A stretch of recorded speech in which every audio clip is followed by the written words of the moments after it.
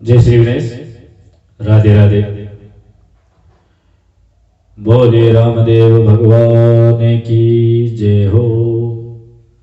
ओम वक्रतुंड महाकाय सूर्यकोटि समप्रभ निर्विघ्नं कुरु मे देव सर्वकार्येषु सर्वदा। गुरुर्ब्रह्मा गुरुर्विष्णु गुरुर्देवो महेश्वर गुरुर्साक्षात् परब्रह्म तस्मै श्री गुरवे नमः।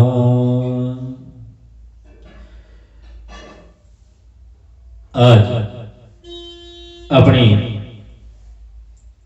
जो कथा का निरंतरता चल रही थी उसी के माध्यम से आज हमारी रामदेव जी की कथा में अग्रसर होते हुए तीसरे अध्याय में हम आज प्रवेश कर रहे हैं और तीसरे अध्याय में हम जानेंगे कि क्या होने वाला है। हमने पीछे वाले अध्याय में पढ़ा था कि मैणादे जो अभय सिंह जी की पुत्री थी उनका विवाह, मैणादे का विवाह अजमल जी के साथ में हुआ। उसके बाद जो धनपाल जी थे उन्होंने जीवित समाधि लेकर के अंतर्ध्यान हो गए। उनकी पुत्री थी सुगुणाबाई लाछाबाई, उनका भी लालन पालन अजमल जी और मैणादे ने किया। उसके बाद में उनका विवाह भी कर दिया। अब उसके बाद में विवाह होने के बाद में वो सुख समृद्धि के साथ में जीवन व्यतीत करने लगे। परंतु एक चीज हमेशा मनुष्य को सताती रहती है और हर व्यक्ति ये चाहता है कि हमें भी यह सुख मिले। तो वो क्या है आगे वाले इस कथा में जानते हैं, देखते हैं कि हमें किस बात की चिंता के बारे में बतलाया गया है। बोलिए रामदेव भगवान की जय हो। डालीबाई की जय हो। रामदेव परिवार की जय हो। तो कहते हैं कि आज जो बात करने वाले हम वो बात है कि प्रत्येक व्यक्ति की इच्छा होती है कि उसका भी उत्तराधिकारी हो, उसके घर में भी पुत्र हो, संतान हो, क्योंकि प्रकृति का ये चक्र जो है वो यहीं से प्रारंभ होता है। आपको भी पता है इस बात का कि प्रकृति का जो चक्र है वो संतान उत्पत्ति से ही चलता है। और दूसरी बात हमें बतलाया भी गया है कि संतान उत्पत्ति से ही हम 3 प्रकार के ऋणों से मुक्त होते हैं। 3 ऋण जो होते हैं हमारे ऊपर, वो 3 ऋण जो हैं वो तभी मुक्त हो सकते हैं जब हम और हमारी आगे आने वाली वंशावली जो है वो बढ़े। ऋषि ऋण जिसे कहते हैं, पितृ ऋण जिसे कहते हैं, ये जो ऋण होते हैं इन्हीं ऋणों से उऋण होने के लिए संतान उत्पत्ति अति आवश्यक है। और खास करके शास्त्रों में बतलाया गया है कि पुत्र उत्पत्ति से ही ये 3 ऋण उऋण होते हैं। तो अजमल जी भी कहते हैं, चाहते हैं कि मेरे घर में भी एक संतान हो जो सर्वगुण संपन्न हो, क्योंकि बताया गया है एक छोटी सी दोहे के माध्यम से बतलाया इन्होंने। क्या कहते हैं? कहते हैं सुत बिन घर सुना सदा, नारी बिना व्यवहार, गृहस्थ दंपति ईस दे, तोसन मति दे चार, सुकुल पुत्र शोभा बड़े, समृद्ध गुण भंडार, चंद्र निशीवत एक शुभ, तारे अनंत उजाड़। कहते हैं घर में चाहे एक ही पुत्र हो परंतु वह सद्गुणी और समझदार, विद्यावान, लक्ष्मीवान, यानी हर प्रकार से गुणवान होना चाहिए, कुल का दीपक होना चाहिए, कुल को प्रकाशमान करने वाला होना चाहिए। अन्यथा मूर्ख तो जो 1000 भी हो तो भी कोई फायदा नहीं है। ये बात कही भी गई है, हर जगह कहा जाता है कि 100 मूर्ख पुत्रों से अच्छा है कि एक समझदार और सद्गुणी पुत्र हो। ठीक है। जिस प्रकार कहते हैं एक जो चंद्रमा है वो पूरे आसमान पूरी पृथ्वी को प्रकाशित कर देता है, परंतु हजारों जो तारे हैं वो भी प्रकाशित नहीं कर पाते हैं। इसीलिए इन्होंने कहा कि पुत्र चाहे एक ही हो परंतु वह सद्गुणी सुविचारी और संपन्न होना चाहिए सभी गुणों से, सभी प्रकार की भक्ति भाव से, तो वही अपने जीवन को पार लगा देता है। फिर कहते हैं ठीक ऐसा ही जीवन अजमल जी का था, यानी उनके घर में कोई संतान नहीं थी। एक तरफ समृद्धि सुख ऐश्वर्य सब कुछ था उनके पास में, क्योंकि उनका जो राज्य था वो सुख समृद्धि से भरा हुआ था, उनकी प्रजा बड़ी सुखी थी, बड़ी समृद्ध थी। परंतु केवल और केवल एक गृहस्थ जीवन के अंदर जैसे ही झांकते थे तो उनको बड़ा दुख होता था कि उनके घर में कोई संतान नहीं है और उनके आंगन में कोई किलकारी नहीं गूंजती है। बस इसी से वो मंशाग्रस्त थे, चिंताग्रस्त रहते थे। और कहते हैं कि राजा जो होते थे वो चाहते थे कि हमारा जो भावी राजा हो और उत्तराधिकारी हो, जिसे हम आने वाली पीढ़ी के लिए एक राजा के रूप में घोषित कर सके, उसमें सभी गुण हो, राजा के गुण हो, उसमें प्रजा को पालन करने वाला हो, प्रजा को पिता के समान पालने वाला हो। ऐसे राजा की मनोकामना हर राजा रखता था और हम सब भी रखते हैं कि हमारे जो पुत्र हो वो सर्वगुण संपन्न हो और सभी गुणों से युक्त हो, जिससे हमारे जो कुल है उसका नाम रोशन करे, प्रकाशित करे और सबका सम्मान करे, मान करे, सबसे प्रेम करे। ऐसा ही हम सब जानना चाहते हैं, ऐसा ही हम प्राप्त करना चाहते हैं। कहते हैं पुत्र प्राप्ति के लिए अजमल जी ने और मृणाल जी ने बहुत प्रयास किए, अथक प्रयास किए हैं। जिसने भी जो उपाय बताए वो सब किए, सभी देवी देवताओं की पूजा की, चंद्रायण नाम का जो व्रत होता है वो भी किया, और कहते हैं भगवान श्री शिव की भी पूजा की, सबकी पूजा पाठ कर ली, परंतु उनको अपने पुरुषार्थ के अनुसार संतान की उत्पत्ति नहीं हुई। तब भगवान से अजमल जी प्रार्थना करते हैं, क्या कहते हैं?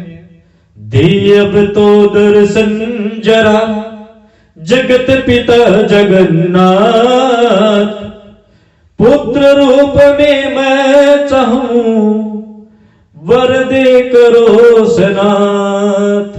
कहते हैं कि हे जगत पिता जगन्नाथ, अब तो दर्शन दे दीजिए। बार बार मैं आपकी द्वारिका में आपके दर्शन करने के लिए आता हूं, अब तो आप मुझे दर्शन दीजिए और आप ही को मैं पुत्र के रूप में चाहता हूं, तो आप मुझे धन्य कीजिए और आप स्वयं मेरे पुत्र बन करके अवतारित होइए। कहते हैं अजमल जी जो थे वो राजा थे, परंतु उनके राज्य में, उनके सानिध्य में एक गो सेवक रहते थे। देखो ये कहानी बड़ी ही रोमांचक होने वाली है, तो आप बड़े ध्यान से सुनिए इसको कि अजमल जी के राज्य में एक गौ सेवक रहते थे जो निरंतर गौओं की सेवा करते थे और निरंतर भगवान के भजन किया करते थे। कहते हैं कि उनका जो वंश था वो मेघ वंश था, ठीक है, परंतु उनको कहते हैं कि वो भजन भाव से बड़े ही सात्विक और साधु स्वभाव के व्यक्ति थे। मेघवंशी जो थे उनका नाम था सायर जी। सायर जी बड़े ही साधु स्वभाव के थे, गो सेवक थे और अजमल जी के बड़े प्रिय और विश्वास पात्र थे। इसलिए कहते हैं कि अजमल जी जब भी द्वारिकाधीश के दर्शन के लिए, द्वारिका यात्रा के लिए निकलते थे, तो सायर जी जो थे वो निर्धन थे, गो सेवक थे, एक साधारण व्यक्ति थे। उस वक्त कहते हैं कि तीर्थ यात्रा करना बहुत बड़ा काम हुआ करता था, एक दूसरा जन्म लेने के समान हुआ करता था, क्योंकि उस वक्त कोई साधन नहीं था, कोई संपन्न नहीं था। इतना जो संपन्न होता था वही पहुंचता था, जैसे राजा महाराजा पहुंचते थे। और कहते हैं कि उस वक्त धन बहुत ज्यादा खर्च होता था, साधन नहीं थे हमारे पास में, और पैदल जाया करते थे, काफी दिन लग जाया करते थे। तो इस प्रकार बड़ी समस्याएं होने के कारण सायर जी महाराज द्वारिका में कभी भी यात्रा नहीं कर पाए, परंतु वो अपने मन से मानसिक रूप से अपनी भावनाओं से जब भी अजमल जी दर्शन के लिए यात्रा करते थे तभी उनको हाथ जोड़ करके विनती किया करते थे कि हे महाराज, आप जब द्वारिका में पहुंचो तब मेरी भी प्रार्थना भगवान के सामने रखना कि एक आपका निर्धन गरीब गौ सेवक जो हमारे राज्य में रहता है, हमारा बड़ा ही प्रिय है, उसने भी अपनी प्रार्थना भेजी है, मानसिक रूप से संकल्प लेकर के पुष्प इत्यादि आपको अर्पित किए हैं, आप उन्हें स्वीकार कीजिए। और उसके घर में भी संतान उत्पत्ति नहीं हुई, इसलिए आप कृपा कीजिए, हमारे घर में भी संतान उत्पत्ति का आशीर्वाद प्रदान कीजिए। इस प्रकार लगातार जब भी अजमल जी जाते तो वो अपनी प्रार्थना उनके हाथ भिजवा देते, और अजमल जी भी उनको कैसे भूलते, उनकी प्रार्थना को कैसे भूलते, क्योंकि बड़े ही भक्त थे, उनके विश्वास पात्र थे, इसलिए अजमल जी भी उनकी प्रार्थना को भगवान के सामने हमेशा रखते थे। प्रतिवर्ष जब वो यात्रा करते थे तो प्रतिवर्ष उनकी प्रार्थना को जरूर रखते थे। कहते हैं उसी वक्त एक ऐसा समय आया, अजमल जी के राज्य में 2-3 वर्ष तक वर्षा नहीं हुई, अकाल पड़ गया, सूखा पड़ गया। और जैसे ही सूखा पड़ा तो जो प्रजा थी वो बड़ी ही व्याकुल हो गई, भयभीत हो गई कि अब अनाज कहां से होगा, भूख मरेंगे, इस प्रकार की स्थिति पैदा हुई। परंतु फिर भगवान की कृपा हुई और 2 या 3 वर्ष के बाद में बड़ी वर्षा हुई, बड़ी अच्छी वर्षा हुई, अतिवृष्टि जिसे कहते हुई। तो सभी किसान बड़े ही प्रफुल्लित हुए, प्रसन्न हुए, और उन्होंने एक अपनी मीटिंग यानी सभा को आयोजित किया। परंतु उसके अंदर कहते हैं पहले जो लौकिक प्रथा हुआ करती थी, लौकिक जो कई कुरीतियां भी थी वो चलती थी उस वक्त।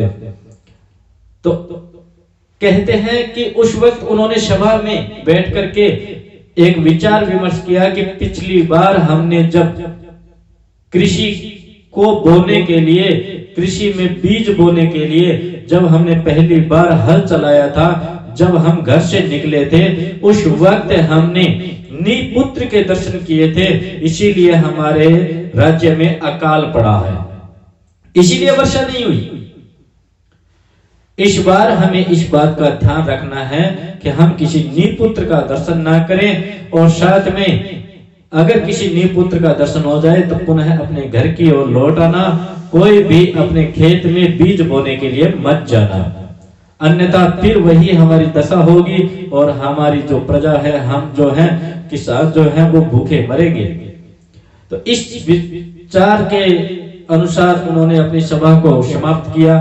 प्रातः काल होते ही वो सब अपने अपने कृषि के जो कार्य शास्त्र, जो अस्त्र शस्त्र होते हैं, हल हुआ, फावड़ा हुआ, बीज हुए, बैलगाड़ी हुई, इन सभी को लेकर के अपने अपने साधन को लेकर के और अपने कृषि की ओर चल दिए।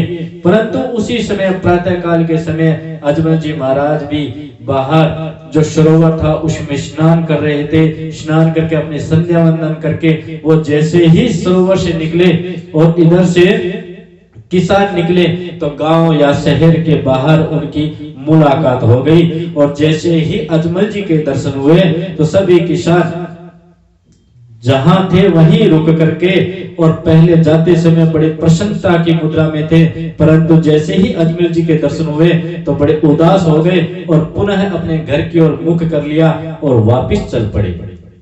यह देख करके अजमल जी को बड़ा दुख हुआ, तो उन्होंने आवाज लगाई, अरे प्रजाजनों, आप वापस अपने घर की ओर क्यों जा रहे हो? अरे इस बार बड़ी अच्छी वर्षा हुई है, आप जाकर के खेत में बीज बोइए, बड़ी अच्छी फसल होगी, बड़ा अच्छा धान होगा। परंतु कोई भी नहीं बोला। फिर दोबारा जब उन्होंने आग्रह पूर्वक उनको आवाज लगाई तो उनमें से एक वृद्ध व्यक्ति ने पलट करके जवाब दिया, महाराज आप हमारे अन्नदाता हैं, आप हमारे सब कुछ हैं, आप हमारे राजा हैं, आप हमारे पिता हैं। क्योंकि राजा पिता के समान पालन करने वाले होते थे, इसलिए पिता के रूप में देखा जाता था, भगवान के रूप में देखा जाता था। परंतु फिर भी जो लौकिक कुरीतियां थी, जो लौकिक रीति रिवाज थे, उनको बहुत लोग मानते थे। तो कहते हैं कि उस वृद्ध किसान ने कहा, महाराज हमें क्षमा करना, परंतु हमारे वापस जाने का कारण यह है कि पिछली बार हमने निसंतान के दर्शन किए थे, इसलिए 3 साल तक अकाल पड़ा, और इस बार भी हम जैसे ही निकले आपके दर्शन हो गए। महाराज हमें क्षमा करना, हम इस बार खेती को बोने के लिए आज नहीं निकल पाएंगे। और ऐसा कह करके वो चले गए। तो अजमल जी महाराज को बड़ा दुख, कहते हैं ये बात सुनकर के अजमल जी को बड़ा दुख हुआ, और उनके हृदय में एक बहुत ज्यादा तेज गति से आने वाला जो तीर होता है, वो जैसे ही लग करके उसको पीड़ा होती है, ऐसी ही पीड़ा अजमल जी महाराज को हुई। और इस प्रकार वो पीड़ा को सहन करते करते और अश्रु धारा बहाते हुए अपने महल की ओर प्रस्थान कर गए। महल में जाकर के स्तब्ध होकर के बैठ गए, और उनकी आंखों से अश्रु धारा बह रही थी। उसी वक्त रानी मैना दे जी उनके पास में पहुंची और उनसे निवेदन करती है कि हे महाराज, आप इस प्रकार उदास क्यों बैठे हैं, आपकी आंखों से अश्रु धारा क्यों आ रही है, क्या समस्या हो गई, क्या मुझसे कोई अपराध हो गया, या कोई प्रजा में कोई दुखी है, या कोई और अन्य बात हो गई, आप कृपा करके मुझे बतलाएं, ऐसा क्या हो गया। तब अजमल जी बड़े ही दुख के साथ में कहते हैं कि आज पहली बार मुझे इतना दुख हुआ है, इतना दर्द हुआ है, और ऐसी घटना हुई है।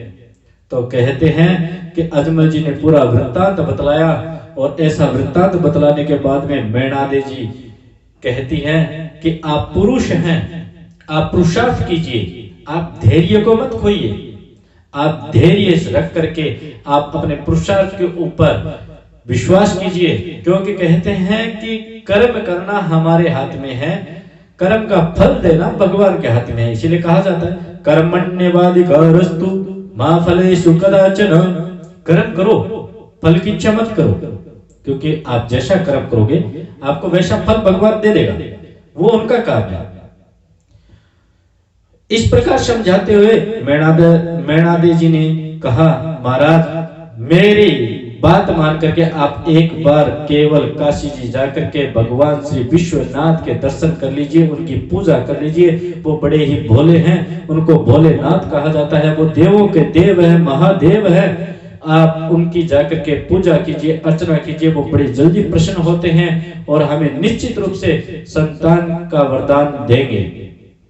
ऐसा सुनकर के अजमल जी महाराज प्रातः काल होते ही काशी यात्रा के लिए निकल गए। काशी पहुंच करके उन्होंने गंगा में स्नान किया और भगवान भोलेनाथ, विश्वनाथ, भूतनाथ की पूजा अर्चना की, गंगा जल अर्पण किया, पुष्प इत्यादि अर्पण किए, पूजा की, और 7 दिन लगातार निराहार रह करके उन्होंने उनकी भगवान विश्वनाथ की पूजा की। जैसे ही 8वां दिन प्रारंभ हुआ, यानी 8वें दिन की बात है, सोमवार का दिन था, अर्धरात्रि के समय आकाशवाणी होती है और अजमल जी वो स्वप्न में ही बतलाते हैं कि हे अजमल, मैं तेरी पूजा पाठ से बड़ा प्रसन्न हूं, बड़ी खुशी हुई है मुझे, परंतु तू एक बार फिर द्वारिका में द्वारिकाधीश के पास में जा, और वहां जाएगा तभी तेरी मनोकामना पूर्ण होगी, और द्वारिकाधीश तुम्हें संतान उत्पत्ति का वरदान देंगे।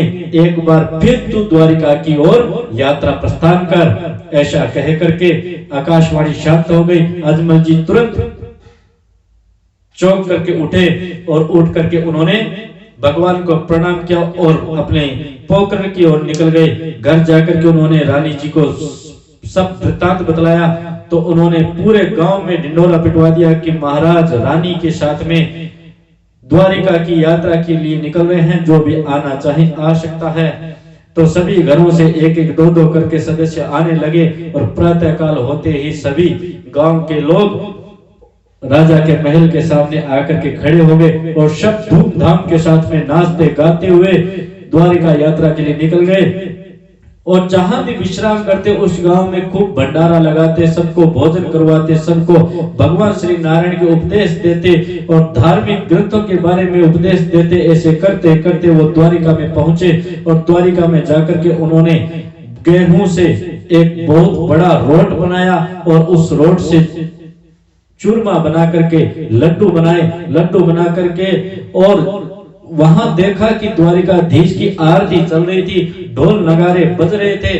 तो जैसे आरती उन अजमल जी के कानों में गिर रही थी तो अजमल जी से सहन नहीं हुआ, रहा नहीं गया। उनकी आतुरता इतनी ज्यादा थी भगवान के साक्षात दर्शन करने की कि वो अपने आप को रोक नहीं पाए और अपनी जूती और अपने वेशभूषा, अपनी तलवार, कमर पट्टा सब साथ लिए ही मंदिर की ओर बढ़ चले। लेकिन जैसे ही मंदिर के प्रवेश में द्वार करते हैं उसी वक्त पुजारी जी उनको बड़े जोर से कहते हैं, हे मारवाड़ के राजा, कहां जा रहे हो? तब उनकी आंखें खुली और उन्होंने, तब पुजारी जी ने कहा, महाराज आप अपने वेशभूषा के साथ में तलवार लेकर के, कमर पट्टा लेकर के, ढाल लेकर के आप मंदिर में प्रवेश नहीं कर सकते, ये सब निषेध है। जूती लेकर के आप प्रवेश नहीं कर सकते। तब राजा को स्मरण हुआ और तुरंत वो वापिस आकर के अपने सभी चीज उतार करके और फिर लड्डू लेकर के भगवान के पास में गर्भगृह की ओर गए और वहां जाकर के उन्होंने पुजारी जी को लड्डू की थाल दिया। पुजारी जी ने गर्भगृह में रख दिया और अजमल जी महाराज उनको अष्टांग प्रणाम करने लगे। प्रणाम करके खड़े होकर के और उनकी प्रार्थना करते हैं। तो प्रार्थना में क्या कहते हैं, देखते हैं प्रार्थना में क्या कहते हैं अपने।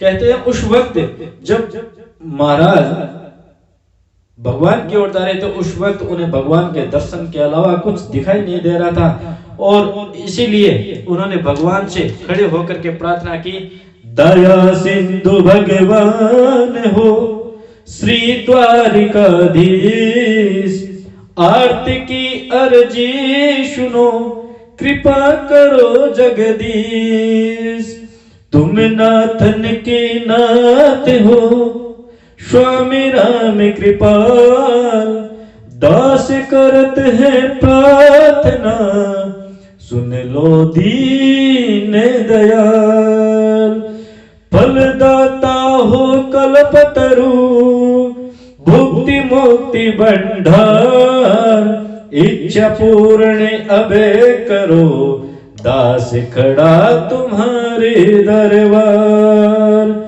आन नहीं अब आसरो स्वप्न स्वल्प विचार, पूर्ण सत्य परमात्मा मेरे तुम हो आधार, नख सिक अवगुण से भरा मैं पापी तो द्वार, मारो तारो जो रुचि अर्ज सुनो करता, अर्ज सुनो करता।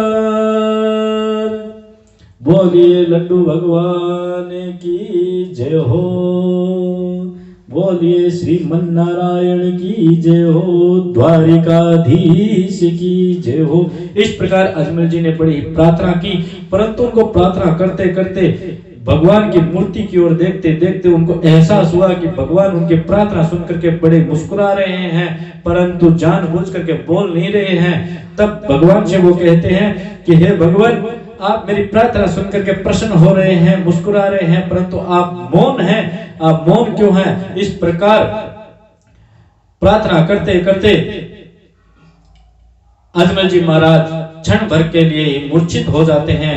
तभी वहां पर हु हल्ला मच जाता है कि महाराज मूर्छित हो गए, मूर्छित हो गए। तभी एक पुजारी जी आते हैं और चरणामृत का उनके मुख पे छांटा मारते हैं। जैसे ही छांटा लगता है तो अजमल जी महाराज पुनः अपनी आंखें खोलते हैं और खड़े होकर के भगवान से लड़ने के लिए तैयार हो जाते हैं और एक थाल में से लड्डू उठाते हैं और भगवान श्री नारायण के मस्तक पे वो लड्डू मारते हैं। और जैसे ही दूसरा लड्डू उठाते हैं तभी सभी लोग आकर के, पुजारी गण आकर के उनको पकड़ लेते हैं और उनको समझाते हैं और बहुत समझाया, परंतु अजमल जी महाराज नहीं माने।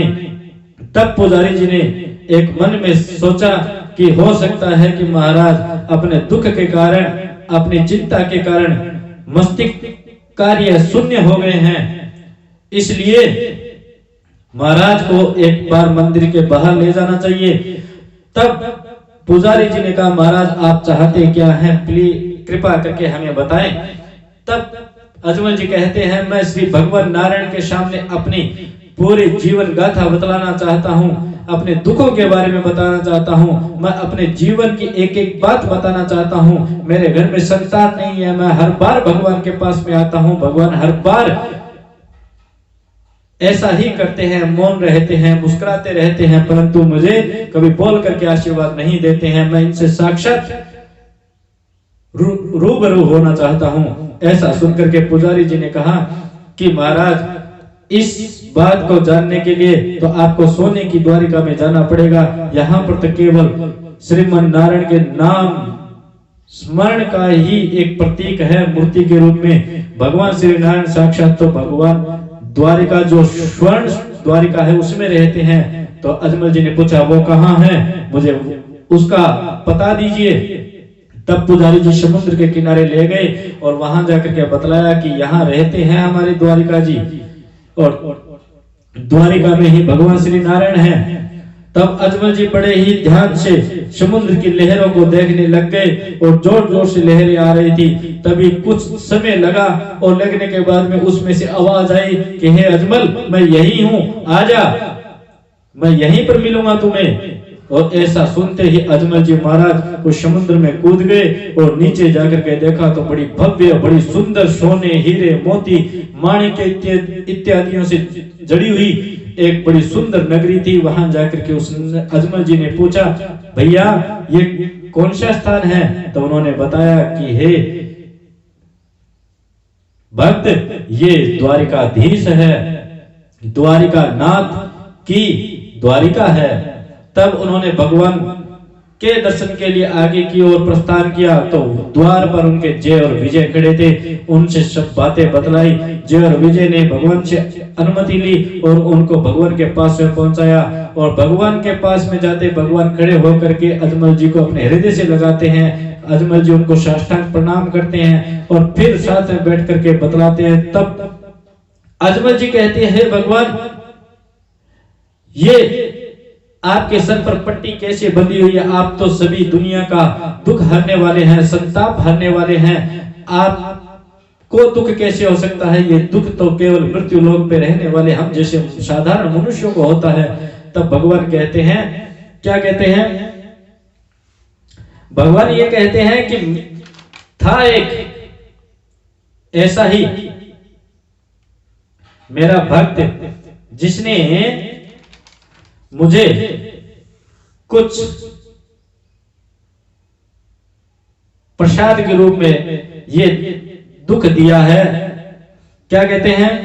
भक्त रखे उन हाल रहूं नित, भक्त जिमाए पचे नित पाऊं, भक्त अधीन रहूं निशिवासर, भक्त बिके तह मैं बिक जाऊं, भक्त की पीर सहूं निज मोतन, दियो लियो कछु नाही गमाऊं, मुरली सदा भक्त वत्सल, भक्त बुलवाहि तह उठ पाऊं, नारद सापत मानव को तने, धार सहे सो दुख राम के कदा, सो बलिदान ते हर्षित होकर, देवन द्वार खड़ो रह भूपा, दशरथ को मन भावती आस ते, ताई गरे भयो पूत स्वरूप, मार दियो सिर मोदक लेकर, सुनना ध्यान से, क्या कहते हैं? मार दियो सिर मोदक लेकर, ताई की पीरत पाटी ये चूपा, ताई की पाटी पीर ये चूपा। कहते हैं कि एक भक्त था, उसने अपने भक्ति भाव के माध्यम से और मुझसे क्रोधित होकर के एक लड्डू था वो मेरे मस्तिष्क में मारा, जिससे मेरे को दुख हुआ, पीड़ा हुई, और बस उसी लिए मैंने पट्टी को बांध ली। यह सुनकर के अजमल जी महाराज बड़े लज्जित हुए और भगवान के चरण गिर करके त्राहिमाम करने लगे। तब भगवान ने कहा कि हे भक्त, चिंता मत करो, इसमें गलती तुम्हारी नहीं मेरी है। मैं केवल मुस्कुराता रहा, तुम्हारे इतने कहने के बाद भी बोला नहीं, इसलिए ये गलती मेरी है, तुम्हारी नहीं है। फिर अजमल जी से भगवान पूछते हैं कि बताइए आप का कैसे आना हुआ। तो अजमल जी कहते हैं, हे भगवान, आप सर्वव्यापी हैं, घट घट में विराजमान है, आप सब कुछ जानते हैं, आपसे क्या छिपा है। परंतु फिर भी मैं बतला देता हूँ कि हमारे राज्य में एक भैरव नामक जो राक्षस है, उसके द्वारा बड़ा उत्पात हुआ जा रहा है, और हमारे पोकरण के 12 कोस की दूरी तक कोई भी ब्राह्मण साधु संत नहीं रह पाता है, कोई हवन यज्ञ अनुष्ठान नहीं कर पाते हैं, और प्रजा भी बड़ी दुखी रहती है।